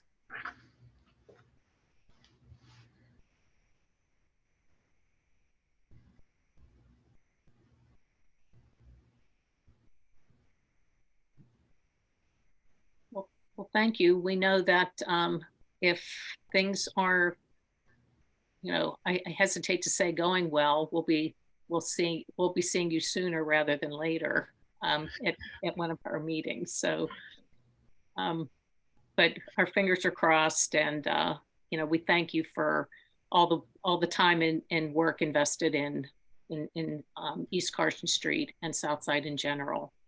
And thank you, and taking a proactive stance and sending people up to the RHI. It's as Councilman Kraus had pointed out, that's an excellent learning opportunity. And if we cannot get people there from the PvP, then we can obviously tap into whatever you have learned and utilize it and work together and come up with some innovative solutions to some of the problems we have. Yeah, we'll make sure we sit at the front of the in the front of the room and take notes. Excellent. Well, thank you very much. All right, thank you. Bruce, you're on. If you have anything more to share. A few things. I'll make it brief because I know we're deep into the meeting and people have schedules and things. Ro, just one comment real fast about drug activity. I remember the very first meeting I had with then Mayor Luke Ravenstall, and I had won the primary but had not been sworn in yet. And it was that summer, and the mayor called me in and wanted to talk with me about a number of different things. And I remember saying to him at that time, and this would have been 16, 17 years ago, that I said, when we create alcohol markets, we inadvertently create drug markets, that they go hand in hand, that regardless of what our moral compass may tell us about the activity, people are going to use drugs in a recreational alcohol market, and that we need to be aware of that, and that they go hand in hand, and that when we create strategies around how to manage alcohol markets, they have to include how to manage and discourage the drug markets that come along with them. And I hear more often than I want to admit, Ro, about the really increased concern around drug activity in the South Side in terms of sales and supplies for people that are coming to recreate. And you're right to be concerned. Talk a little bit about Southside Hospital, Barbara. Is that okay? Just to sort of put that out there. So many of you probably have heard that UPMC is negotiating with Walnut Capital for the purchase of the Southside Hospital campus in its entirety. It has been presented at the planning forum. There has been some initial discussion around what the demolition of that building might look like. My office has been working with Barbara as president of Community Council to put together a community meeting to have further discussion around affected constituency that will be on the front line of the demolition of the building. It's not officially scheduled yet. Barbara's working on a location for us, but it will be close to the end of April, and we'll be happy to share that information when we have it, so that everyone can be aware of the impact of the sale, and the demolition of that campus. So stay tuned for that. Want to talk a little bit about the parking enhancement district. Parking enhancement district has officially exceeded the $1 million mark. We're about a $1.1, $1.2 million that has been collected there, that supply the clean team on East Carson Street. That is done all by publicly collected dollars. There's no tax dollar in that. It does not fall on the burden of residents, but rather participants, to provide for the structure for us to have a team in place to keep the street clean. Thank God we do. We average about 16,000 pounds of trash that are picked up on East Carson Street on a monthly basis. The people that are employed are union employees with health care and retirement benefits, and they're paid a more than fair living wage, and it reflects in the quality of staff that we have and the commitment to the work that they do. And I cannot give a bigger shout out to our clean team. We recently had the monies that have been collected through the parking authority turned over to the city for our expenditures. We just came into $195,000 that will go towards paying for the clean team, policing and infrastructure needs that we have. Parking enhancement district's doing very well. We are averaging about $7,000 a month now that's being collected, about $28,000 a year, or $28,000 a month, which, when you give our expenditures, there's somewhere around 16 to 18,000 maybe a month just to keep the clean team on the street. So I'm happy to report that that is doing really, really well. We have had some issues around some problematic liquor licenses, as Acting Chief Ragland mentioned, working closely with the attorneys on that, with Community Council, with Barbara. I'm happy to report that we are encouraging only responsible contributing alcohol licenses to come to Carson Street. And Barbara and I had a meeting this week with someone who wants to come in and do a license at the Old Dough Bar. Community Council Board will be meeting with the attorney and the new applicants on Friday morning to discuss their plans for it. But it's been great to have a positive and proactive and preemptive approach into speaking with liquor licenses that wish to come onto Carson Street. So that has been very, very positive, and I appreciate Barbara's and Community Council's willingness to support those activities. So I think that's all I wrote. Oh, St. Patrick's Day, once again, thanks to Allison, to our Bureau of Police, to the mayor's office, to my office, to preemptive and proactive planning. Once again, we had a successful St. Patrick's Day. I don't believe there were any arrests at all. At one point in the day, I was speaking with Acting Commander and his delight that they had not written even one public urination citation because of once again, through Parking Enhancement District, we were able to supply 30 portable toilets on the street. And if I understand it correctly, there was not a single citation written for public urination on that day. And that was a big plus. So St. Patrick's Day went off again successfully, and I'm happy to report that. And with that, I'll take any questions, or Barbara, I'll turn it back to you. Any questions for Bruce?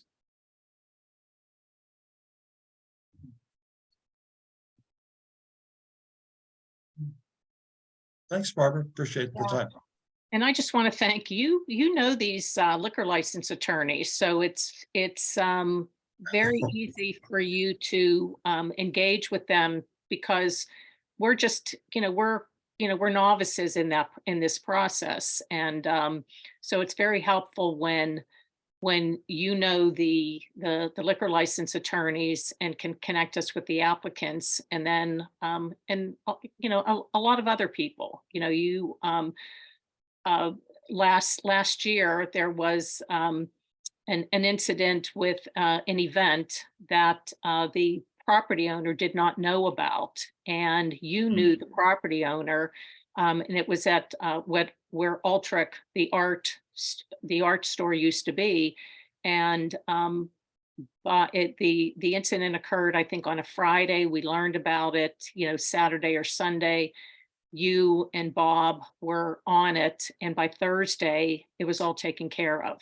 And so I don't believe there have been any other problems for at that site, even though I think the space is still being used by the person that has the lease. Yeah, Barbara, thank you. So thank you for that. Yeah, that building is actually owned now by David Glickman. And many of you know Dr. Boak in the 1900 block, 5-star dentistry. Dr. Boak is recently retired, or semi-retired, I should say, and sold part of the practice. And the practice is actually going to be moving into the old Utrecht building. And then Dr. Boak is going to continue to operate a dentistry in his present location, but it's going to be more specialized than what like your sort of everyday, if I can say that, sort of dentist operation will be at the Utrecht building. So yeah, that's all been a really positive outcome. Thank you, Barbara. Mm-hmm. So I don't think that Alex from State Rep Abney's office is still here. I don't see her on the list, but Molly Levine is here from Senator Costa's office. So if you have things to, hi, Molly. Hi, everyone. Thanks so much for having us tonight. We're so happy to be here and so excited to hear about everything great that's going on. Not much to share today. I thought Rep Benham gave a great overview of things that are happening in Harrisburg. Probably heard this before, but we do have a shredding event coming up over in Bloomfield. That'll be on Saturday, April 29th. If you have any questions about that, please reach out. And then we're also super excited, you may have seen in the news, but Senator Costa has sponsored legislation which would create a loop program for long-term homeowners in the city. So it is still in committee in the Senate, and it would have to go through the legislative process, still pretty early on, but we're hopeful about that. So of course, if you have any questions about that or anything else, please reach out.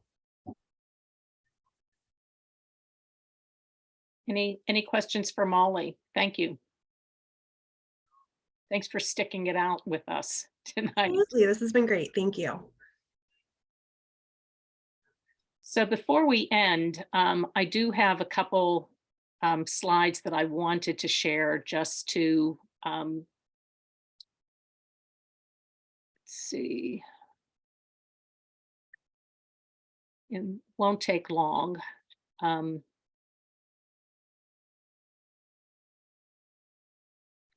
But did Kitty or Kathleen, do you want to share anything about the spring social? I have it written here. Sure. Thanks for putting this up tonight. Barb, it just crossed my mind that we were missing an opportunity, but you saw that we were not. So we have this community event coming up in just a little over 2 weeks. It's in the not yet opened newest neighborhood brewery called Vellum Fermentation. It'll be, as you can see, on Saturday, April 15th from 5 to 9. Proceeds are split between Esser's Plaza and Southside Park. Donation is only $10. This is family friendly, for anyone. And we would really like to encourage everyone to come and meet their neighbors and support our green spaces. And I also want to just share with everyone on our call tonight is you see a name, Howard Berger, and he goes by Chip Berger. He's the owner of the building that Ascend and Vellum are in. And I just want to thank him. He has always been I think, a risk taker and a forward thinker. And I'm not even sure how long Ascend has been at the in the building, but people come from far and wide to experience the climbing and everything else that that goes on there. And he was really interested when he knew that Nathan wanted to put a brewery in, and has, I'm sure, worked very, very closely to make sure that it happens. And not to talk too much about history, but if you know about Pittsburgh Voyager or RiverQuest, that was the floating classroom, if you want to call it. Chip was on the ground level with that, and I worked with him over 30 years ago. And when we think about Phillips Elementary School being such a quality school, he and Pittsburgh Voyager were very, very instrumental in that work. So this is a nice opportunity for me to say, to thank Chip for all the work that he's does and continues to do on Southside to support our neighborhood. Thank you, Barbara, and hi, everybody. And Chip works very closely with us all the time. So thank you, Chip. I'm glad you. Thank you. And I'll echo that. Thank you. Thank you, Chip. Appreciate it. Thanks. And we'll see you at the social. I'll be there.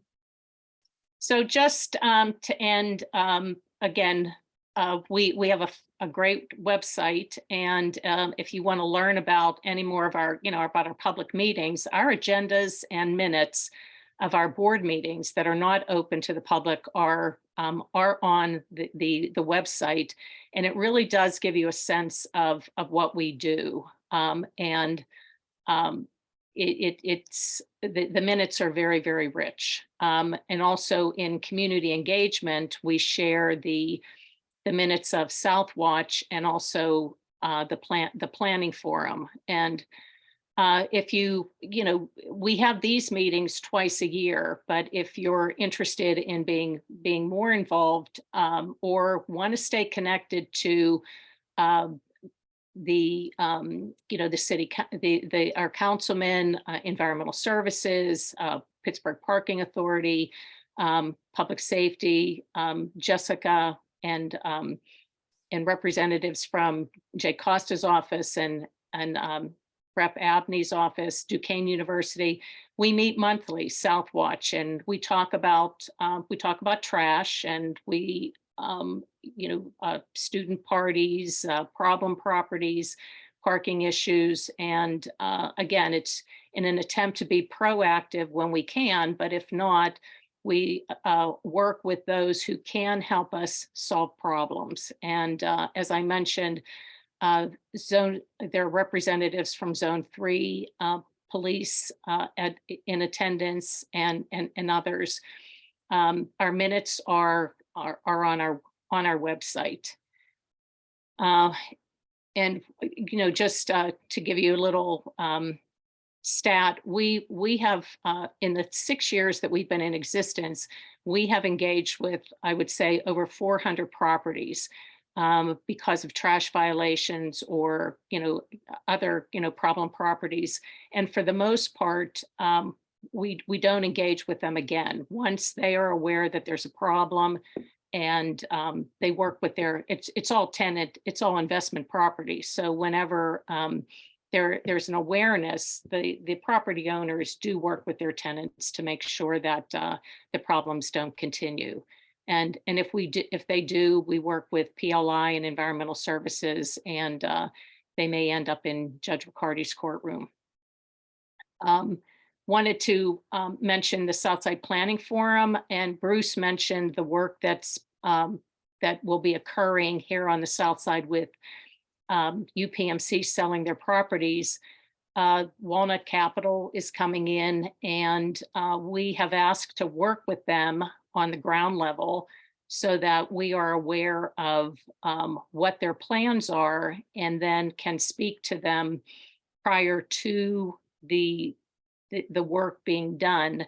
We know our community, and we can be very, very helpful. It's difficult when the developer comes to us after they've worked with an architect and others for a period of time, and we ask for changes to be made, and they may make them, or they may find it difficult to make them. And we really like going to the Planning Commission, Historic Review Commission, to zoning, when we're able to say that we're supportive of the projects that are coming to us. So I think Southside Planning Forum is going to be a very important meeting for the community once we get started working with, again, UPMC and then Walnut Capital, because we'll be able to provide updates as to what is going on. And no one needs to go on social media necessarily to say, hey, what is happening? If you come to the meeting that is held the second Tuesday of every month, the information will be there.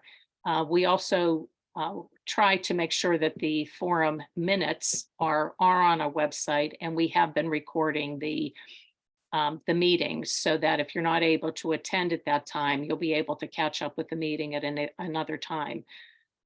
We also have development activity meetings, and this is the developers who come to us and need our input, feedback, guidance prior to them going to the city for approval. Jacky, I don't know if you'd like to share anything about these meetings. Yeah, sure. So development activities meetings, the DAM meeting, not only covers new developments of 4 units or more, plus other guidelines the city puts out there, but also deals with minor modifications and renovations in our beloved historic corridor as well, since that is a historic district recognized by the city of Pittsburgh. So in terms of accomplishments, in 2022, we hold a DAM meeting once a month, the third Thursday of every month. We publish the agenda 2 weeks prior. If you're on our email list, you will get that. So in 2022, we held 11 DAM meetings. So we had a meeting almost every month of the year, and we reviewed 21 projects. So that's a lot. And the review just doesn't stop there. Oftentimes we have projects that have follow-up meetings, and that follow-up meeting can be on a small project or on a huge project. It doesn't matter, but there's a lot of hours that the volunteers in this neighborhood and our resident experts, who I would like to thank so much, that join every month, who are a group of experts in the historic district. They're architects, they're designers, they're engaged community members that join every month to hear about what's going on and give feedback and comment and help in the process with our board. So I just want to say thank you, and I appreciate all the help that those folks give. And we have become learners, those of us in the general community that are not, that don't know zoning and don't know a lot about the historic district guidelines, because we've been doing these since July of 2020. And at this point, either, as people are walking along East Carson Street and they notice something being done to a facade and don't see a certificate of appropriateness, they will contact us to say, this business, it looks like this business is doing something and we're not sure that they've gone through the HRC. So little by little, we're learning. It's probably enough to get us, it can be dangerous, but because there are so many of us, we can talk about it, and then we can go to our resident experts. But it's been an interesting learning process for many of us. And I, again, want to thank everyone who participates when they can. And then Liz, we also have Zone 3 public safety meetings, and we meet with others in Zone 3. And it's helpful, at least for me, to see what is happening in other parts of the zone. We're so focused on the Southside Flats, but we forget that there are, there are other communities that the police have to deal with.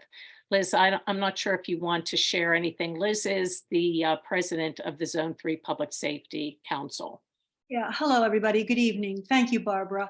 The Zone 3 Public Safety Council meets on the fourth Thursday of each month, and we do meet on Zoom. And we are comprised of and represent the 14 neighborhoods that are in the Zone 3 police zone. Those neighborhoods run from Arlington Heights to Duquesne Heights on the hilltop, and from Southside Flats to Carrick. And it is a place to learn about what's going on in other neighborhoods, and for other neighborhoods to know what's going on the South Side. Barbara, I really appreciate your attendance and the comments that you're able to make during those meetings. And it is always good to have an update of what's going on here on the South Side Flats. People are pretty impressed with all the work that's done here. And Barbara, I know you've worked with some other groups to get them started in projects like Southwatch that are similar to Southwatch. So I really appreciate that. But our meetings are open meetings. Anybody's welcome to attend.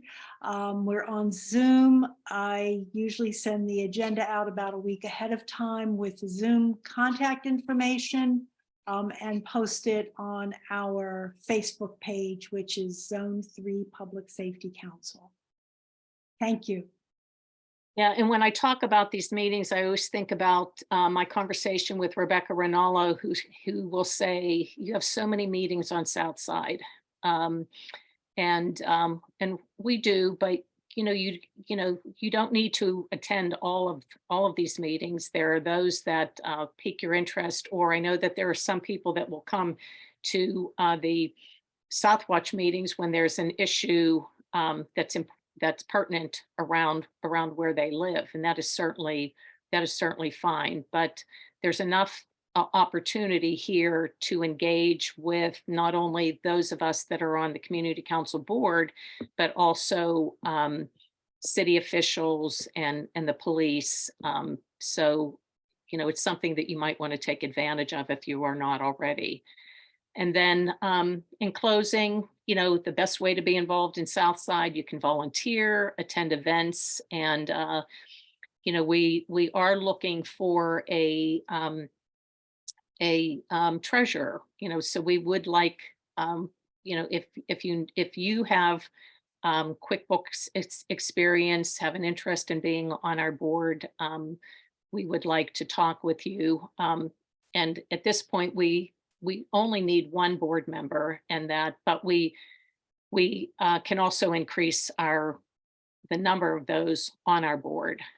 So, right now we're thinking we need someone with social media expertise to add to those that do have social media experience on our board, and then a university student who's interested in community engagement. So if there's any interest, you can contact us at info@southsidecommunitycouncil.org. So for those of you that stayed for our till the end of our meeting, I want to thank all of you, and thanks for being a part of the Southside community. So thank you. Barbara, can I just pipe up real quick to provide the context for when that conversation we had? It was, just for everyone's awareness, it was because I was asking for Barbara's recommendation when we were very short-staffed last year on where my staff should try to focus their time. And we're always still up for that guidance on, when something is going to be on a certain agenda that you need the mayor's office at, just let us know. But you guys have been very responsive, and I didn't want anybody to think that it was. But whenever I think about meetings, I always you come to mind, and it's like, oh my God, you have so many meetings. Yeah, I just wanted to make sure we were like, you know, at the right ones in terms of what we can offer and how we can help the agenda for those meetings. So thank you. And we do appreciate the support and cooperation of the mayor's office. Rebecca, thank you very much. Thank you, Councilman. Thank you all. This was a great meeting. I'm really excited for the South Side. Yes. So if there's nothing else, it's probably wine time. So again, thanks to everyone for being in attendance. See you all with the social and then at neighbor night. Yep. Thanks, Barbara. Good Thanks, night, Barbara. everybody. Good night. Thanks, everybody.